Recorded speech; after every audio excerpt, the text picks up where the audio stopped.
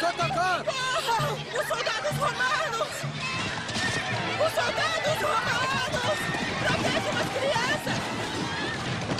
Crianças, corram, corram! Corram!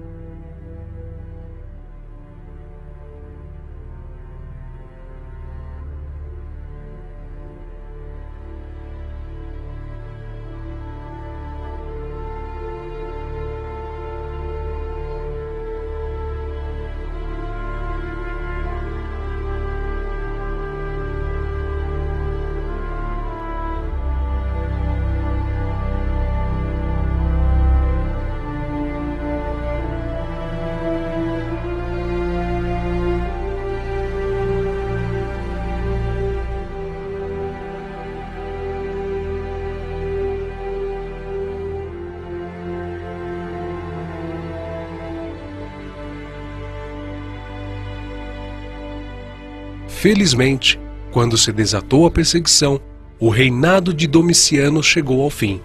Como Nero, Domiciano havia recebido fama de tirano e por fim foi assassinado em seu próprio palácio. E o Senado romano fez com que se apagasse o seu nome de todas as inscrições e monumentos erguidos em sua honra.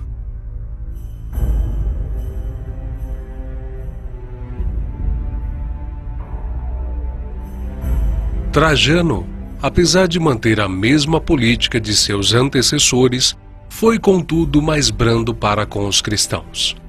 Mesmo o cristianismo sendo considerado religião ilícita e uma ameaça ao Estado, Trajano criou uma lei sob a qual os cristãos viveram inseguros durante quase 200 anos. Os cristãos não deveriam ser procurados, mas se fossem denunciados e suas culpas comprovadas, deveriam ser punidos. Isso quer dizer que não era crime ser cristão, mas se fosse denunciado, passaria a ser um criminoso.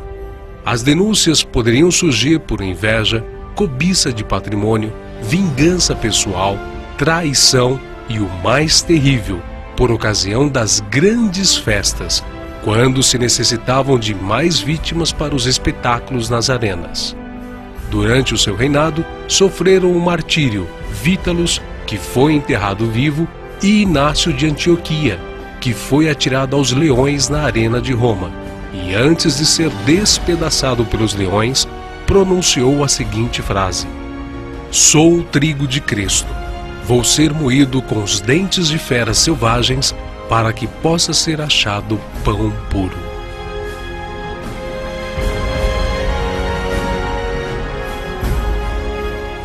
Adriano, o sucessor de Trajano, deu continuidade às perseguições na mesma intensidade que o seu antecessor. Mandou construir um templo dedicado a todos os deuses no panteão de Roma.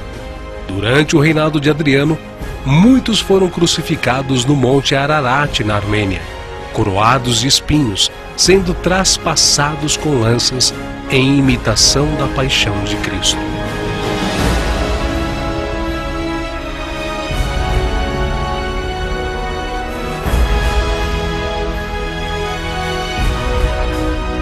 Adriano, ao morrer no ano 138 d.C., foi sucedido por Antonino Pio, que deteve as perseguições contra os cristãos por um tempo.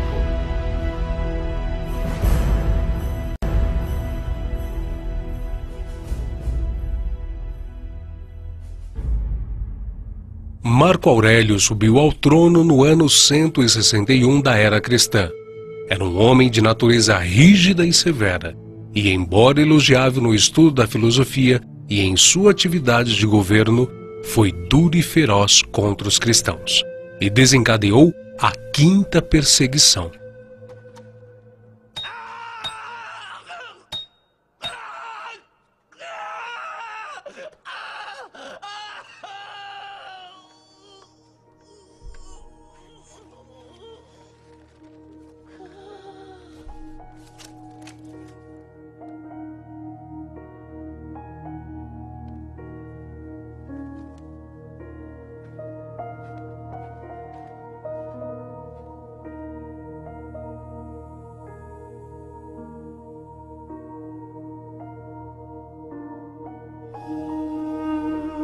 As crueldades executadas nesta perseguição foram de tal calibre que muitos dos espectadores se estremeciam de horror ao vê-las e ficavam atônitos ante o valor dos sofredores. Lemos em Apocalipse que o Senhor mandou que seu servo João escrevesse uma carta ao anjo da igreja de Esmirna. E ao anjo da igreja que está em Esmirna escreve: Isto diz o primeiro e o último, que foi morto e reviveu. Eu sei as tuas obras e tribulação e pobreza, mas tu és rico. E a blasfêmia dos que se dizem judeus e não o são, mas são a sinagoga de Satanás. Nada temas das coisas que hás de padecer. Eis que o diabo lançará alguns de vós na prisão, para que sejais tentados, e tereis uma tribulação de 10 dias. Sê fiel até a morte, e dar-te-ei a coroa da vida. A maioria dos escritores da antiguidade concorda que o anjo, ou seja, o bispo da igreja de Esmirna, era Policarpo, afirmando que ele era discípulo de João. Antes de ser preso, quando seus perseguidores já estavam se aproximando, alguns amigos procuraram escondê-lo, levando-o para outra cidade, mas logo foi descoberto. Quando seus perseguidores vieram prendê-lo, ele os convidou a participar de sua refeição e, depois de livre e espontânea vontade, se entregou aos seus inimigos, que o levaram ao procônsul. Este o pressionou dizendo: Jura e dar-te-ei a liberdade. Blasfema contra Cristo. Policarpo respondeu-lhe: Durante 86 anos tenho servido a Cristo, e ele nunca me fez mal algum. Como iria eu agora blasfemar contra o meu rei que me salvou? Ante a firmeza do ancião, o juiz ordenou que Policarpo fosse queimado vivo, atado já em meio à fogueira, e quando estavam a ponto de acender o fogo, Policarpo elevou os olhos ao céu e orou em voz alta: Senhor Deus soberano, te dou graças porque me consideraste digno deste momento, para que junto a teus mártires eu possa ser parte no cálice de Cristo. Por isso te bendigo e te glorifico. Amém.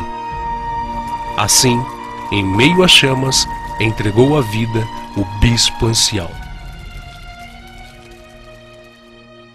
Também neste mesmo período, em Lyon, na França, foi executada Blandina, que foi presa e torturada a tal ponto dos carrascos terem que revezarem entre si. Depois foi atirada a touros ferozes que perfuraram seu corpo. Como em meio a tantos tormentos, Blandina seguia firme em sua fé. As autoridades ordenaram que fosse degolada. Felícitas, viúva cristã, também sofreu por recusar-se a abandonar a sua fé juntamente com seus 7 filhos.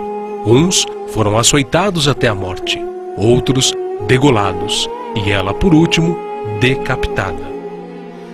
Os cristãos que abraçavam o martírio não o faziam movidos por mera opção, impulsos ou convicções humanas, mas pela vontade e permissão divina, que concede ao fiel a força e a coragem necessárias para suportar a mais terrível das provações em defesa da fé em Jesus Cristo.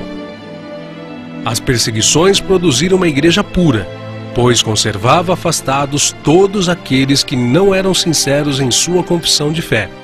Ninguém se unia à igreja para obter lucros ou popularidade, riquezas e prosperidade, mas somente aqueles que estavam dispostos a serem fiéis até a morte. Se tornavam, então, publicamente seguidores de Jesus Cristo. Para os cristãos, não bastava apenas viver como Cristo.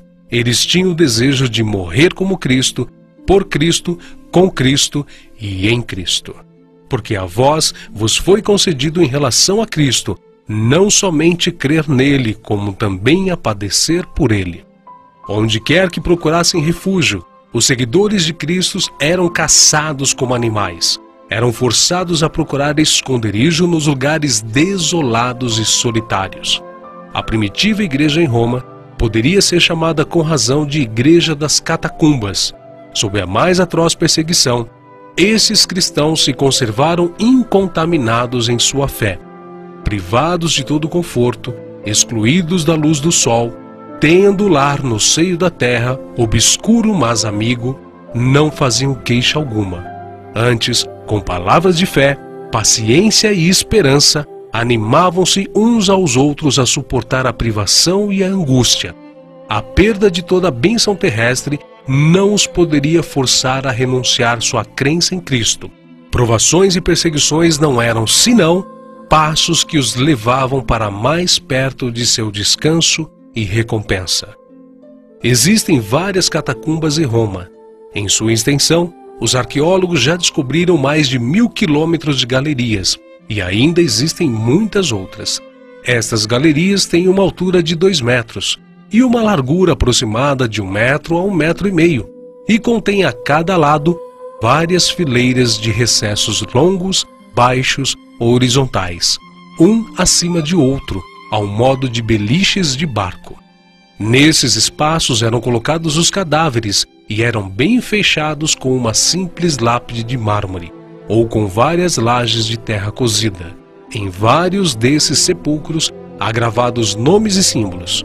Os mais frequentes símbolos cristãos nas paredes das catacumbas são o pastor com o cordeiro em seus ombros, âncoras, coroas, videiras e o peixe. Também nas regiões da Capadócia, na Turquia, os cristãos se refugiavam em cavernas cavadas nas rochas vulcânicas. Ali, viviam milhares deles escondidos dos soldados romanos em cidades subterrâneas. Nas cidades, haviam cisternas para armazenagem de azeite de oliva, armazéns de alimentos, cozinhas com sistema de exaustão para dispersar a fumaça, de forma que não fosse notada na superfície, poços de água, templos de culto e até 52 tubos, formando um incrível sistema de ventilação para que o ar entrasse e percorresse todos os níveis até os mais inferiores. Lá dentro eles nunca sabiam quando era noite ou dia, e as entradas eram protegidas com pesadas portas redondas de pedra. Durante muitos anos, os cristãos usaram estes túneis e suportaram enormes sofrimentos para preservarem a sua fé.